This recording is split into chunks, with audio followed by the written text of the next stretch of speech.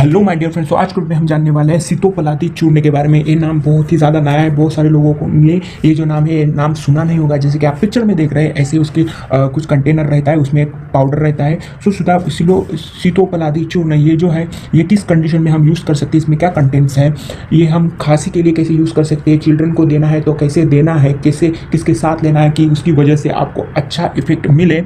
अगर आपको बहुत ही ज़्यादा किसी पेशेंट को बहुत ज़्यादा वर्षों से सर्दी रहती है या फिर कफ का प्रॉब्लम रहता है, उस जैसे कंडीशन में ये आपको कैसे हेल्प करता है, तो पूरी की पूरी इन्फॉर्मेशन हम इस वीडियो में देखने वाले हैं। So without any delay let's jump in the video. So इस वीडियो में हम कवर करने वाले इसमें कंटेंट क्या है, हम इसमें इसको यूजेस क्या कर सकते हैं, और एट द एंड मैं बताने वाला हूँ कि इसका डोज क्या है और किन किन कंडीशन में ये जो सीतोपलादी चूर्ण है ये आपको नहीं लेना चाहिए। सो सबसे पहले हम जानते हैं कि इसमें कंटेंट क्या है। इसमें बाम्बू शूट रहता है जो कि चाइनीज़ में बहुत ज़्यादा इसका यूज़ किया जाता है। चाइनीज़ जो भी ट्रीटमेंट है उसमें जो कि हीलिंग प्रॉपर्टी रहती है इसमें, और जो भी रिस्पिरेटरी से रिलेटेड जो भी आपको प्रॉब्लम रहती है उस जैसे कंडीशन में ये बाम्बू शूट मीन्स बाम्बू का जो भी ये ऊपर का रहता है, जैसे कि आप पिक्चर में देख रहे होंगे, तो इसका जो चूर्ण है इसका चूर्ण हीलिंग प्रॉपर्टी रहता है, और एज वेल एज रिस्पिरेटरी से रिलेटेड जो भी इन्फेक्शन है उसको कम करने के लिए हेल्प करता है। एज वेल एज कार्डेमम रहता है, सिनेमन रहता है और पिपली रहती है, जैसे कि आप पिक्चर में देख रहे हैं। इसके ये मेन कंटेंट आयुर्वेदिक दवा है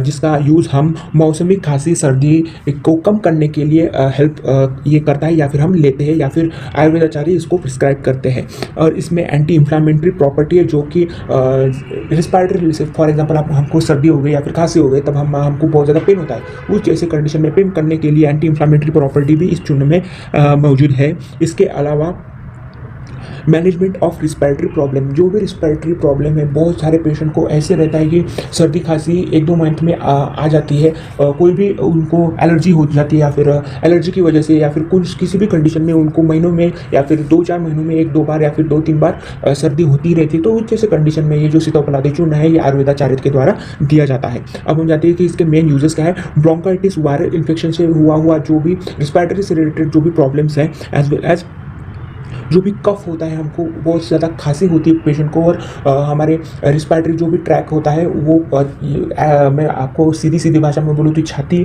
बहुत ज़्यादा दुखने लगती है, उसमें बहुत ज़्यादा पेन होता है। तो उस जैसे कंडीशन में ये सीतोपलादी चूर्ण आपको हेल्प करता है। एज वेल एज पचन में आपको मदद करता है, भूख बढ़ाता है, आपका एपेटाइट बहुत ज़्यादा लो हो चुका है तो उस जैसे कंडीशन में ये हेल्प करता है। एज वेल एज आपको शक्ति प्रदान करने में भी ये कुछ हद तक हेल्प करता है, क्योंकि इसमें बाम्बू शूट यूज़ किया गया है, एज वेल एज सिकनी और पिपली बड़ी पिपली यूज़ किया है। सो ये इसके यूजेस है, as well as post pulmonary TB means TB होने के बाद हमको खांसी का प्रॉब्लम होता है बहुत सारे पेशेंट को, उस जैसे कंडीशन में भी आयुर्वेदाचार्य के द्वारा ये सीतोपलादी चूर्ण दिया जाता है। एज वेल एज ये जो सीतोपलादी चूर्ण है ऑल रिस्पिरेटरी सिस्टम से रिलेटेड जो भी आपको प्रॉब्लम हो रही हो, फॉर एग्जांपल सर्दी खांसी या फिर गले में खराश या फिर कोई भी प्रॉब्लम जो भी रिस्पिरेटरी से रिलेटेड है या फिर श्वास और उच्छ्वास के रिलेटेड जो भी प्रॉब्लम है, वो प्रॉब्लम ठीक करने में सीतोपलादी चूर्ण डॉक्टर के द्वारा या फिर आयुर्वेदाचार्य के द्वारा दिया जाता है। अब हम जानते हैं कि इसको कैसे लेने चाहिए या फिर इसके कॉशन आपको जानना है। ये जो सीतोपलादी चूर्ण है ये COPD, अस्थमा और बहुत ज़्यादा पुरानी और गंभीर बीमारियों के लिए भी यूज़ किया जाता है, लेकिन आपको मैं सलाह दूंगा कि इसको सेल्फ यूज़ ना करें।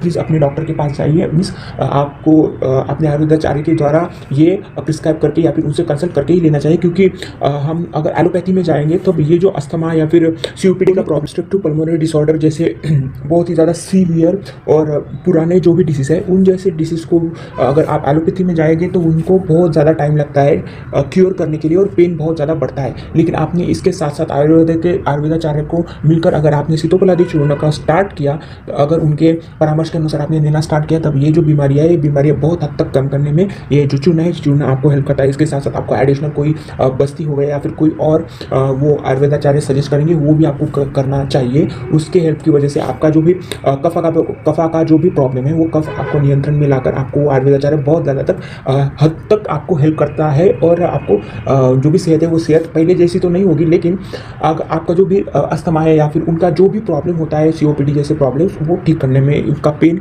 कंट्रोल करने में ये हेल्प होती है, बहुत ज़्यादा हेल्प होती है। सो ये एक थी कॉशन। और एट द एंड हम जानते हैं कि डोजेस क्या होता है।